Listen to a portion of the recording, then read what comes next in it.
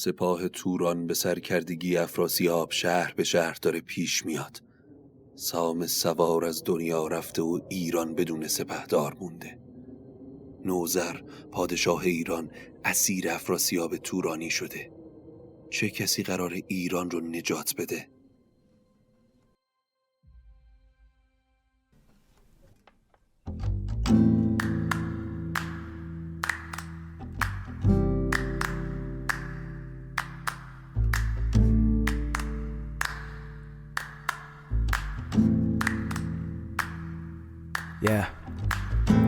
اگه حالت گرفته است، چشات پف کرده و خسته است، پاشو چای دم کن، کیک تو فرن بشین و گوش کن به داستان و فن.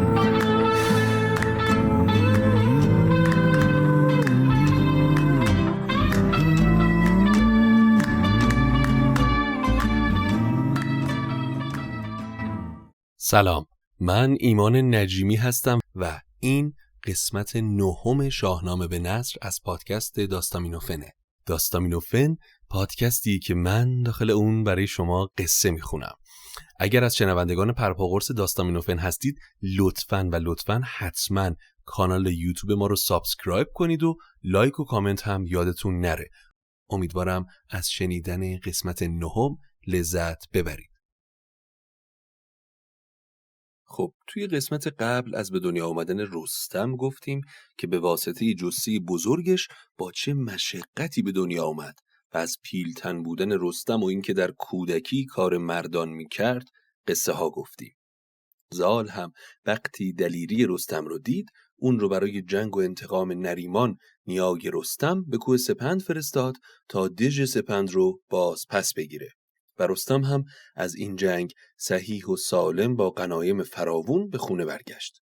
اما گفتیم که منوچهر شاه ایران که انتقام ایرج نیای خودش رو از سلم و تور دو پسر دیگه فریدون که برادر رو کشته بودن گرفت، در 120 سالگی دار فانی رو ودا گفت و حکومت و تخت شاهی رو به پسرش نوذر سپرد و به اون وصیت کرد که خاندان نریمان یعنی زال و سام رو همیشه در کنار خودت نگه دار و هر جا به مشکلی خوردی از زال یا سام کمک بگیر. و این نوید رو هم داد که فرزند زال یعنی رستم پهلوانی میشه و به جنگ توران میره. اما قبل از اون پسر پشنگ به کینخواهی سلم و تور به ایران حمله میکنه و ایران رو به خاک و خون میکشه. کنون پادشاهی نوذر بگوی که از روزگاران چه آمد به اوی. نوذر برای اینکه بهترین روز رو برای به تخت نشستن و تاجگذاری انتخاب کنه، از موبدها و ستاره شناسان خواست تا در آسمان و ستارگان جستجو کنن و خوشیومن ترین روز رو انتخاب کنن. اگه توجه کرده باشید توی اکثر اپیزودها و ماجراهای شاهنامه جای پای اخترشناسان هم هست. خیلی از تصمیم گیری های مهم درون شاهنامه به خواست شاه با جستجو در حرکت اجرام و ستارگان شکل گرفته. چرا؟ چون ایرانی‌ها از دیرباز به آسمون و پدیده های آسمانی علاقه زیادی داشتند و در گذشته هم واقعا به همین شکل بوده که اکثر پرسش‌های اساطیری و فلسفی خودشون رو از آسمان و حرکت اجرام آسمانی می‌گرفتن، تا اونجایی که در اوستا هم بارها به آسمان و شگفتی‌هاش اشاره شده. جایی توی اوستا در رابطه با آسمان گفته آسمان شهری است با راه‌های باشکوه که در زمین مانند آن یافت نمی‌شود. خب برگردیم به داستان نوذر. نوذر در روز یاد شده به تخت شاهی نشست. اما این نوذر پادشاه ایران به سبک و سیاق پدرش و فریدون پادشاهی نمی‌کرد. تا به قدرت رسید در عدل و داد رو به مردم بست. هر کاری عشقش میکشید میکرد جز مملکت داری. مردم بیچاره که بعد از ضحاک با اومدن فریدون نفس راحتی کشیده بودن، حالا دوباره اسیر یه پادشاه بیکفایت شده بودن. نوذر چشمش فقط به گنج و مال و قدرت بود. مالیات سنگین میبست، از هیچ کسی هم نمیگذشت. دهقانای بیچاره رو جنب لب میکرد و تا قرون آخر مالیات رو ازشون میگرفت. فقر بین مردم روز به روز بیشتر می شد. یواش یواش مردم به جوشش و خروش افتادن. نوذر که اوضاع رو بد دید ترسید و سریع به سام سوار نامه نوشت. چو از روی کشور برآمد خروش، جهانی سراسر برآمد به جوش. بترسید بیدادگر شهریار، فرستاد کس نزد سام سوار. به سگسار مازندران بود سام، فرستاد نوذر بر او پیام. سام اگر با گرز گاوسر مردم رو سر جا ننشونی، از این تخت شاهی هیچی به جا نمیمونه. وقتی نامه به سام رسید، سپاهی آماده کرد و به سمت نوذر در حرکت شد. وقتی مردم باخبر شدن سام در راهه، پیش اون رفتن و از بیداد نوذر شروع به گلایه کردن و از سام خواستن تا اون خودش به تخت پادشاهی ایران بنشینه. اما سام در جوابشون گفت: به دیشان چنین گفت سام سوار، که این کی پسندد ز من کردگار، که چون نوذری از نژاد کیان، به تخت کی بر کمر برمیان، به شاهی مرا تاج باید بسود، محال است و این کس نیارد شنود. اگر دل نوذر از راه پدرش منوچهر برگشته، من اون رو به راه راست برمیگردونم. سام انقدر با مردم و بزرگان حرف زد که بزرگان حرف سام رو پذیرفتن، از گفته خودشون پشیمون شدن. سام سریع پیش نوذر رفت و تا به نوذر رسید هرچه گفت از در نصیحت گفت. از فریدون و راه و رسم عدل و دادش گفت. از ستمی که نوذر به مردم کرده گفت. چون این گفت نوذر که ای نامدار، به گفتار تو بسپرم روزگار. اما سمت دیگه در سرزمین توران خبر به پادشاهش پشنگ رسید که نوذر پسر منوچهر از وقتی به تخت پادشاهی نشسته افسار حکومت از دستش خارج شده. پشنگم به این فکر فرو رفت که ایران رو تصاحب کنه. برای همین یکی از بستگانش رو سردار سپاه کرد. به گرسیوز هم سپاهی داد و پسرش جهان پهلوان افراسیاب رو فرا خوند و بهش گفت: منوچهر شاه ایران سلم و تور رو کشت و تو عهده انتقام اونها رو داری. امروز روز کینخواهی از ایرانیانه، پس سریع عجله کن و به ایران برو. افراسیاب بعد از شنیدن حرفای پدرش جوشان شد و گفت که شایسته جنگ شیران منم، هماورد سالار ایران منم. قبل از اینکه پشنگ فرمان حمله بده، اغریرث فرزند دیگه پشنگ پیش پدر اومد و گفت: پدر، اگر نوذر از ایران کم بشه، سام سوار سپهبد سپاه پیش میاد. گرشاسب خودش همتای گردان سپاهه. قارن کاوه توی رزم همانندی نداره. بهتره که آتیش این جنگ رو شعله‌ور نکنیم. پشنگ اما به اغریرث پسرش گفت: افراسیاب دلاوریه که مقابل همه اونها میسته. تو هم باید با اون به جنگ بری. زودتر برو آماده شو. تورانیان از هر سمتی سپاه جمع کردند. وقتی بهار رسید و همه دشت‌ها سبز و پرگل شد، اونها هم آماده جنگ شدند. سپاه بزرگی از ترکان و چین به سپهداری افراسیاب به نزدیک جیهون اومدند. نوذر از اومدن سپاه توران باخبر شد، پس دستور داد تا از هر نقطه کشور سپاه طلب کنند. سپهدار قارن با سپاهش پیش میرفت و نوذر هم پشت اون روانه بود. نوذر کنار جیهون اردو زد و اسکان گرفت. زمان زیادی نگذشت که افراسیاب در زمین آرمنان یا ارمنیان سپاهش رو ساکن کرد. 30,000 جنگجو انتخاب کرد و به شماساس و خزروان سپرد که با شتاب به سمت زابلستان برن تا دستان رو از بین ببرن و سرزمینش رو بگیرن. اونها در راه بودن که خبر رسید سام نریمان دار فانی رو ودا گفته و زال در کار دخمه کردن و مراسم سوگواری پدرشه. افراسیاب با شنیدن این خبر حسابی خوشحال شد و با سپاه عظیمش زودتر به سراغ نوذر رفت. افراسیاب پیش از جنگ نامه‌ای برای پدرش پشنگ نوشت و گفت که سپاه نوذر از اول تا آخرش شبیه گلی شکاره که اون رو هم میشه یک جا در هم شکست. و حالا هم که سام سوار مرده، ما داخل ایران دیگه از کسی ترسی نداریم، چرا که زال هم سوگوار پدرش و توان جنگیدن نداره. لشکر افراسیاب و نوذر پیش روی هم صف کشیدن. 2 فرسنگ میون 2 لشکر فاصله بود. افراسیاب یکی از ترکان به نام بارمان رو به سمت لشکر ایران فرستاد. بارمان رفت و سپاه ایران و سراپرده نوذر رو دید و سریع پیش افراسیاب برگشت. بارمان خودش رخصت خواست تا به جنگ ایران بره. اغریرث دانا برادر افراسیاب گفت: به جای بارمان جنگجوی بی‌نام و نشون رو بفرستید. اگر بارمان دلاور شکست بخوره دل لشکر میشکنه و روحیشون رو از دست میدن. افراسیاب اما از حرف برادر ناراحت شد و با خشم به بارمان گفت: زره بپوش و به جنگ برو. بارمان زره جنگش رو پوشید و به میدون رفت. میون میدون جنگ قارن کاوه رو دید که جلوی سپاه مشغول آماده کردن سربازاش بود. قارن کاوه رو که یادتون میاد، پسر کاوه آهنگر، کاوه آهنگری که با فریدون به جنگ ضحاک رفتن. بارمان وقتی نزدیکتر شد فریاد زد: آی سپهدار، توی لشکرت کسی رو داری که بتونه با من بجنگه؟ قارن رو کرد به پهلوانای ایران اما هیچ کس جوابی نداد مگر قباد دلاور، برادر بزرگ قارن که حسابی هم پیر شده بود. قارن به خشم اومد. اشک توی چشماش جمع شد که از این همه جوان جنگجو فقط برادر پیرش آرزوی میدون داره.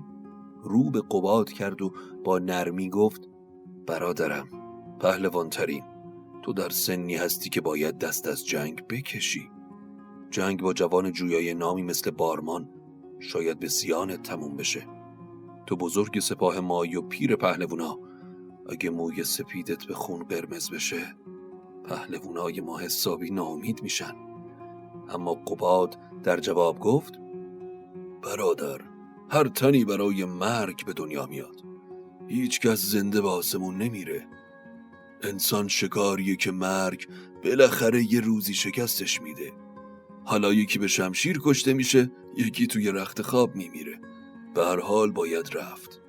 اگر من مردم، تو در جایی که کشته شدم دخمه‌ای شایسته برام بساز. سر و تنم رو به کافور و مشک و گلاب بشور. پهلوان پیر اینها رو گفت، دست به نیزه برد و با اسب به سمت میدون بارمان رفت.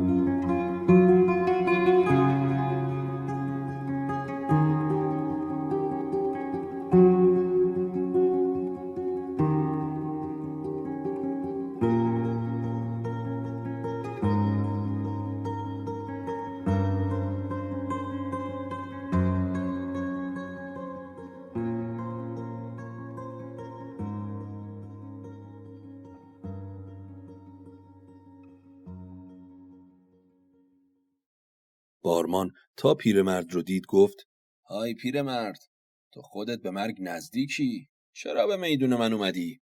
قباد هم در جواب گفت: زبون به دهن بگیر که وقت جنگ نه سخنرانی.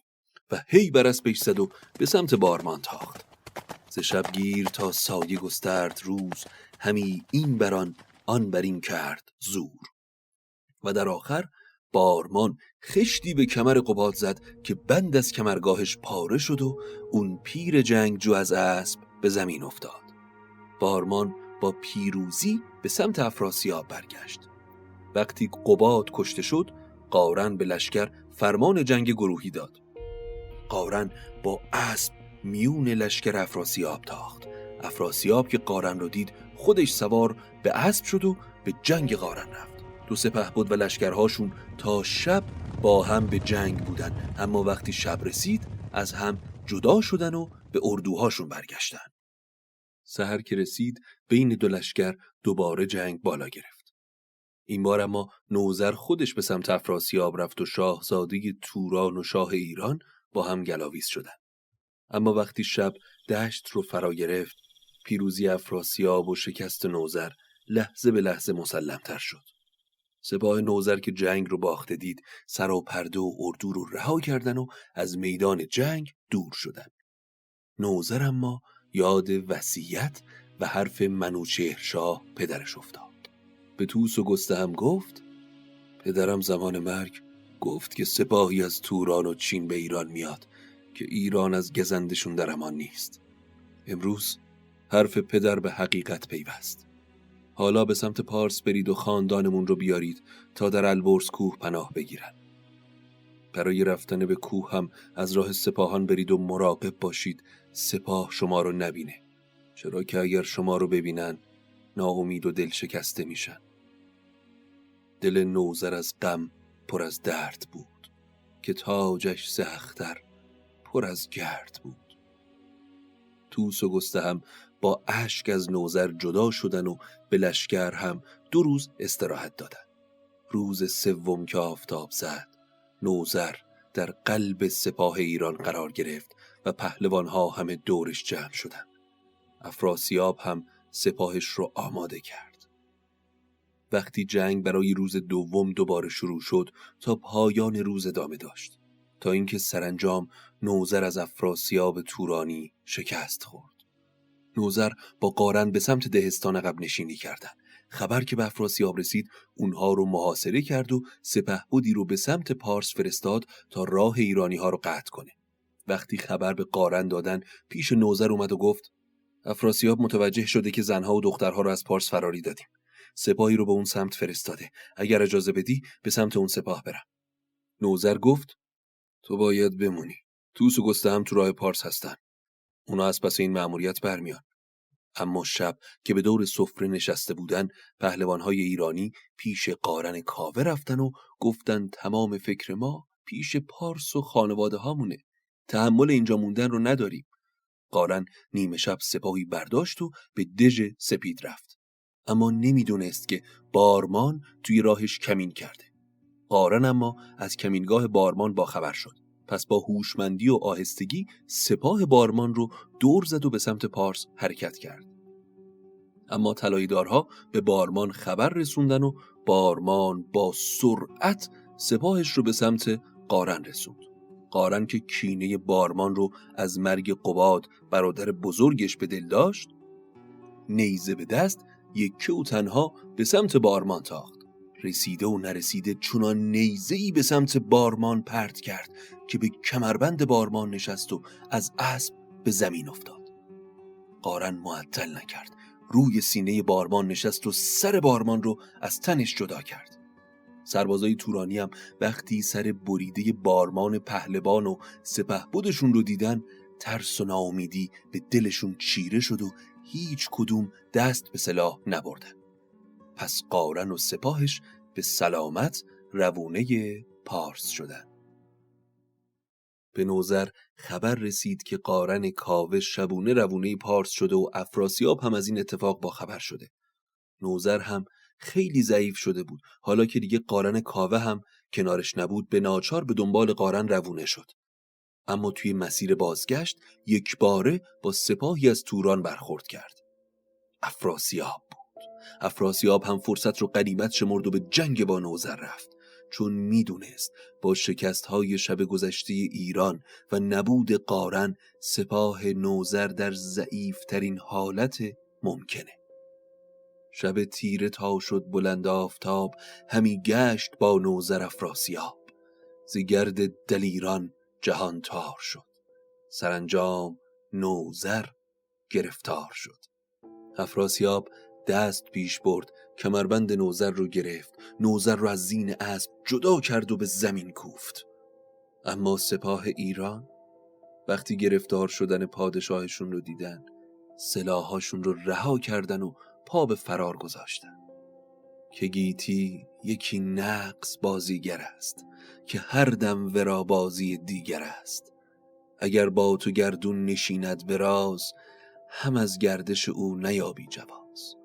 همو تاج و تخت بلندی دهد، همو تیرگی و نژندی دهد.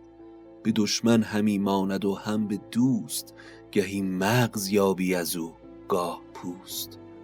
سرت گر بساید به ابر سیاه، سرانجام خاک است از او جایگاه. افراسیاب که از این پیروزی سخت شاد بود، بهش خبر رسوندن قارن کاوه به پارس رفت و در راه هم بارمان رو کشته. افراسیاب غمگین شد، چرا که بارمان پسر ویسه بود. پشت دستش رو از فرط غم به دندان گرفت و اشک ریخت و رو به ویسه کرد و گفت: چنین گفت با ویسه نامور، که دل سخت گردان به مرگ پسر. که چون قارن کاوه جنگ آورد، پلنگ از شتابش درنگ آورد. تو را رفت باید به بسته کمر، یکی لشکری ساخته پرهنر.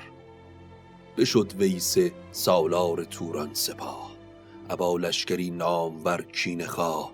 از آن پیشتر تا به قارن رسید، گرامیش را کشته افگنده دید. دلیران و گردان توران سپاه، بسی نیز با او فکنده براه.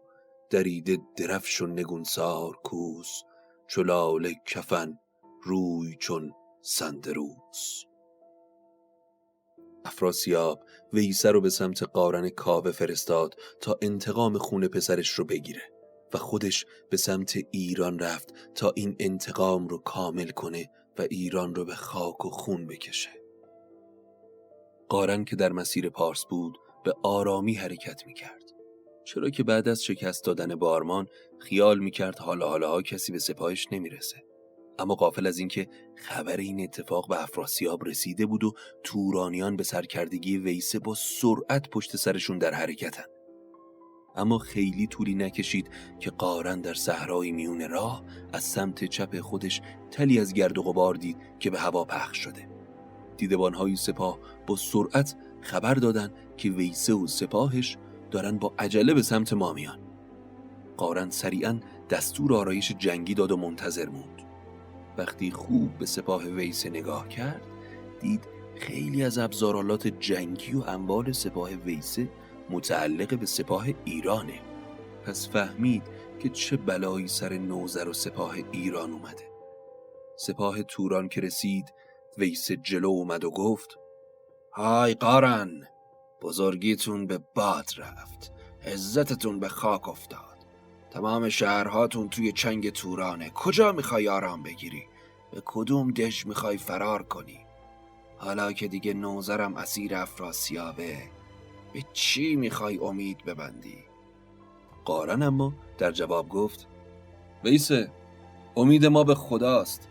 اگه نوذر گرفتار شد، جهان که از چرخیدن نایستاده.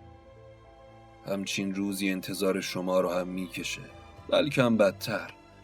اینو خوب توی گوشات فرو کن که من قارن کاوه پسر کاوه آهنگر سردار سپاه ایرانم و هرگز از ترس فرار نکردم. پسرت رو من توی جنگ کشتم، حالا هم منتظر تو هستم. قارن این رو که گفت هی به اسبش زد و به سمت ویسه رفت. دو جنگجو با هم گلاویز شدن و دو سپاه هم پی سپهبدهاشون به سمت هم حمله کردن.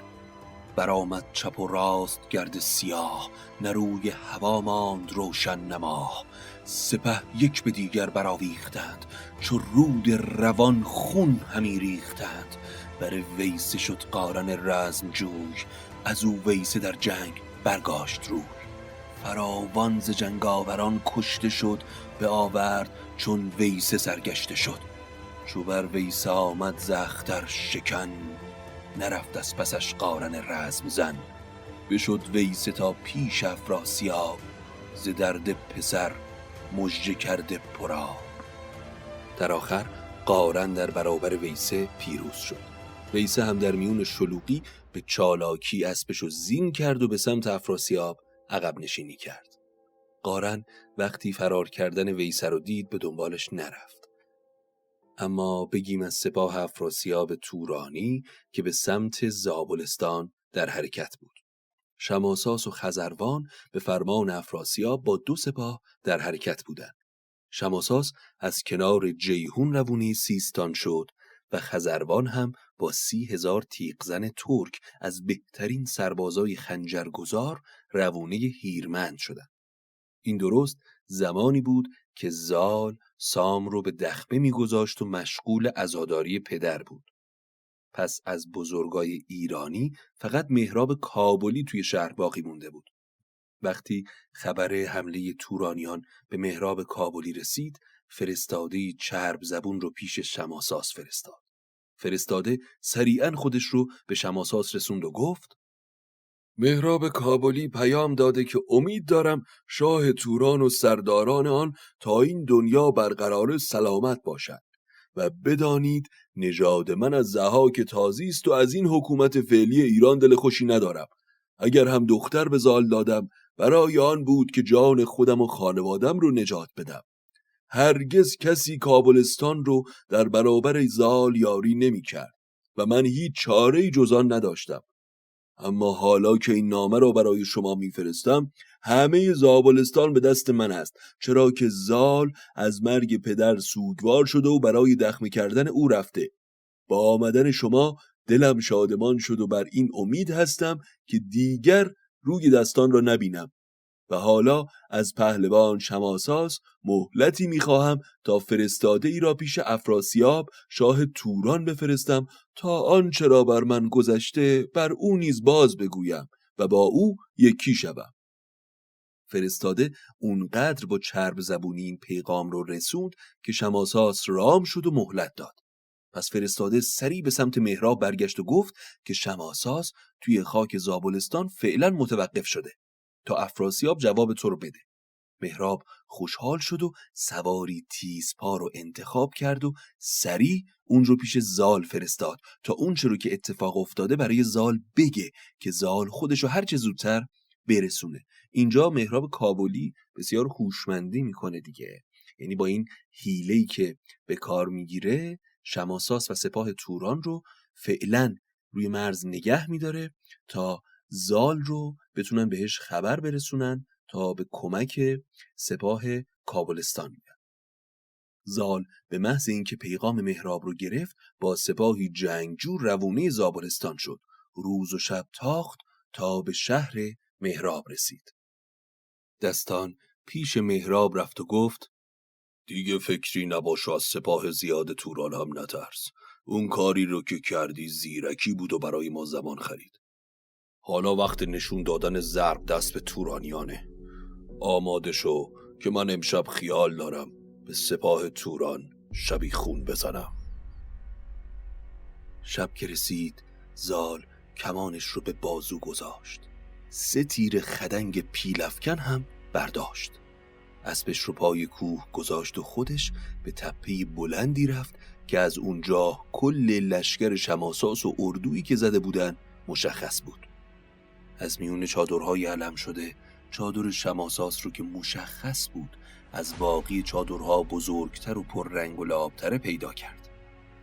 یکی از تیرهای خدنگ رو به چله کمان گذاشت و اون رو گوش به گوش کشید و با تمام قدرت رها کرد. تیر خدنگ زوز کشان پرواز کرد و جلوی چادر شماساس فرود اومد. زال اون 3 تیر رو که هر کدوم مثل یک تنه درخت بودن 3 نقطه متفاوت از سپاه دشمن فرود آورد. وقتی صبح شد و نور خورشید کل دشت رو روشن کرد، همه سربازا دور این 3 تا تیر جمع شده بودن.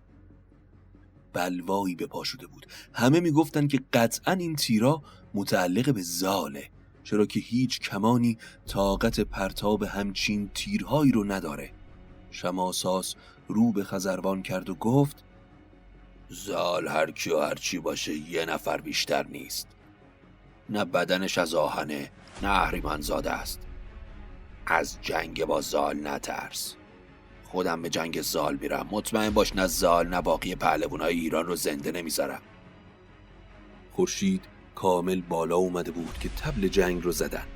زال لباس رزم پوشید و به اسبش نشست. ایرانیان در برابر ترکان قرار گرفتند. دو سپاه روبروی هم. جز زوزه باد هیچ صدای دیگه‌ای نمی اومد. خزروان با گرز و سپر از سمت سپاه توران سوار بر اسب جلو اومد. چند لحظه بیشتر نگذشت که اسب زال هم با زرهی طلایی قدم برداشت و زال از جلوی سپاه ایران به میدون اومد. خزروان دمان با عمود و سپر یکی تاختن کرد بر زال زر.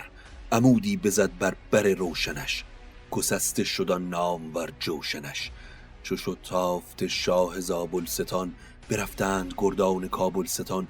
یکی درع پوشید زال دلیر، به جنگ اندر آمد به کردار شیر. به دست اندرون داشت گرز پدر، سرش گشته پر خشم و پر خون جگر. بزد بر سرش گرزه گاو رنگ، زمین شد ز خونش چو پشت پلنگ. بیفکند و بسپرد و زو درگذشت، ز پیش سپاه اندر آمد به دشت.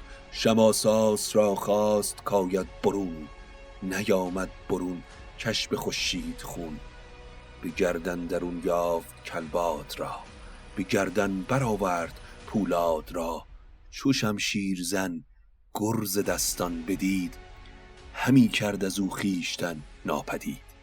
کمان را به زه کرد زال سوار، خدنگی بدو اندرون راند خار. بزد بر کمربند کلباد بران بند زنجیر پولاد بر. میانش ابا کوهه زین بدوخت، سپه را به کلباد بر دل بسوخت.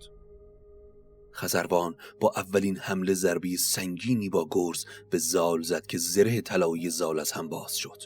گردان کابلستان جلو اومدن تا زال بتونه برگرده و زرهش رو عوض کنه. زال زره فولادی سنگینی پوشید و به میدون برگشت.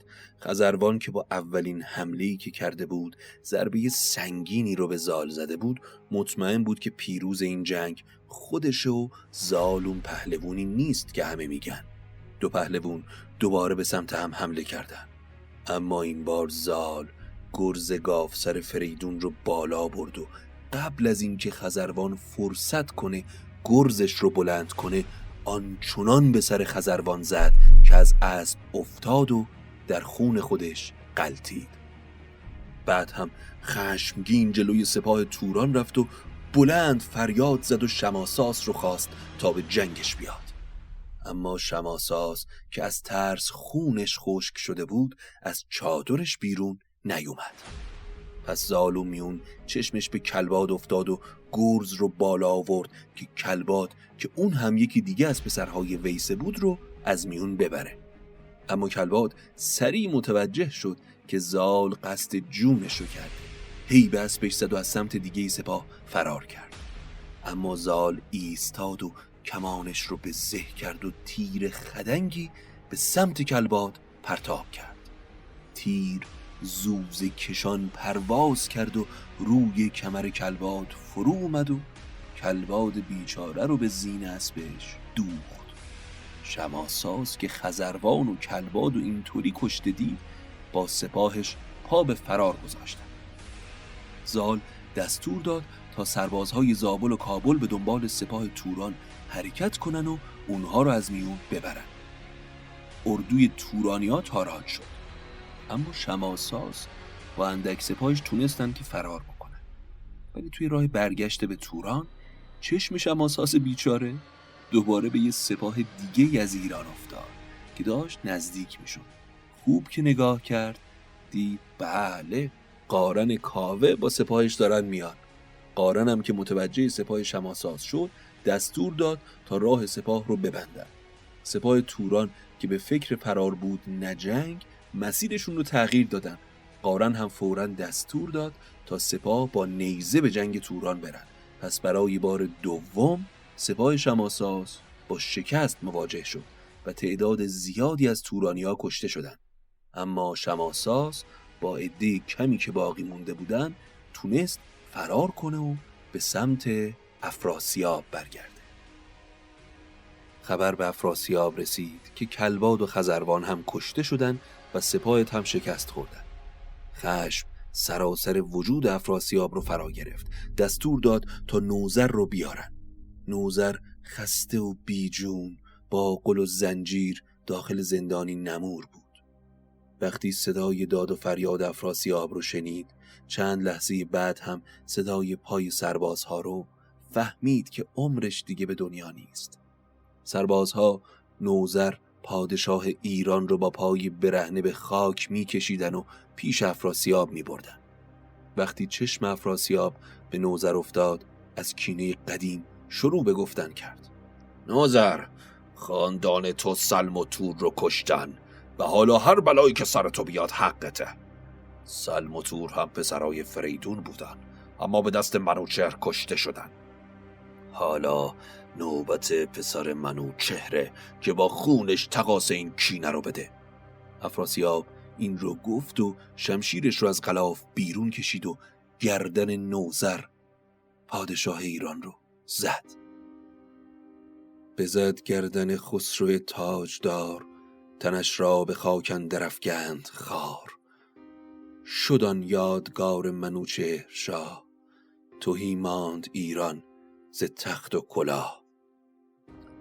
بعد از کشتن نوذر، افراسیاب دستور داد تمام اسرای ایرانی رو بکشن. اما اغریرث برادر باهوش و پهلوان افراسیاب با خواهش و تمنا پیش افراسیاب رفت و گفت: این همه بیگناه رو برای چی دستور میدی بکشن؟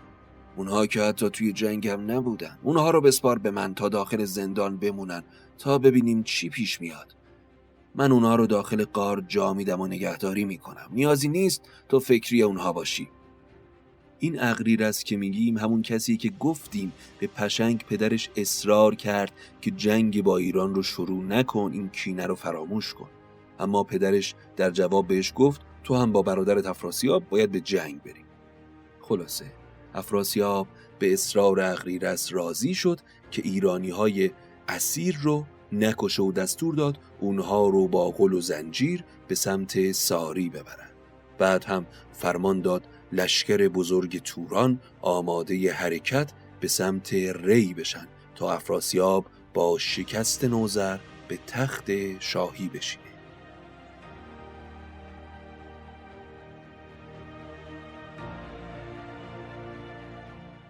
این بود 9مین قسمت از روایت شاهنامه به نثر پادکست داستامینوفن که امیدوارم از شنیدنش لذت برده باشید. یادتون نره که حتما نظراتتون رو با من به اشتراک بگذارید و اگر کماکان کانال یوتیوب ما رو سابسکرایب نکردید حتما این کار رو انجام بدید تا قصه بعدی قصتون بی غصه.